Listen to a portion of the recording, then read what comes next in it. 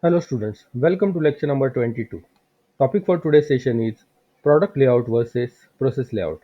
I, Dr. Rohan Prabhakar Devale, welcome you all. This is online lecture series for the subject Operations and Supply Chain Management.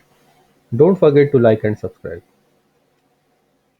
Learning objectives for today's sessions are to compare product layout and process layout, to understand the key differences between product layout and process layout. We will start with difference between product layout and process layout. You can check my previous videos for the detailed analysis of product layout and process layout. In this video, we are just going to see the differences. We will start with product layout concept. The product layout can be defined as an arrangement or a mechanism of various machines run to produce the final product in a prescribed order. Process layout concept. The process layout is designed for the floor plan of a plant, which aims to improve efficiency by arranging equipments according to its position. Now we will see the key differences. Product layout. In product layout, similar machines are arranged according to the sequence of manufacturing the product. In process layout, similar machines are arranged in one location for manufacturing the product. Next difference. Product layout leads to transfer the lines. Process layout leads to group the technology. Product layout here, workflow is smooth. In process layout, workflow is not smooth.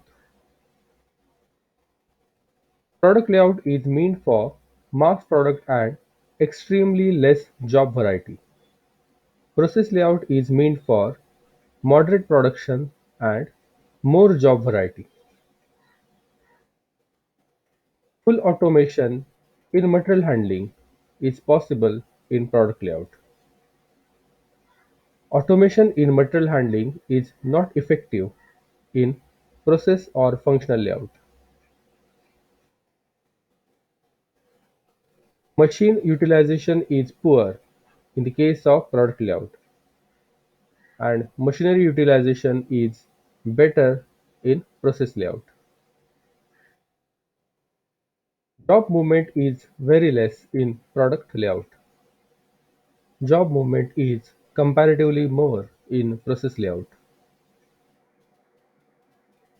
In product layout, inventory requirement is less. In process layout, inventory requirement is comparatively more. Capital investment required is more in product layout. Capital investment for process layout required is less compared to the product layout. Breakdown of one machine affects greatly in product layout. Breakdown of one machine does not affect so much in process layout. Production planning and control, that is PPC, is easy in product layout. Production planning and control is comparatively difficult in process layout. Total time required for completion of product is less in product layout. Total time required for completion of product is more in process layout. In product layout, less skilled workers are required. In process layout, high skilled workers are required. Work flexibility is very less in product layout. Work flexibility is more in process or functional layout. Workspace requirement for same amount of production is less in product layout.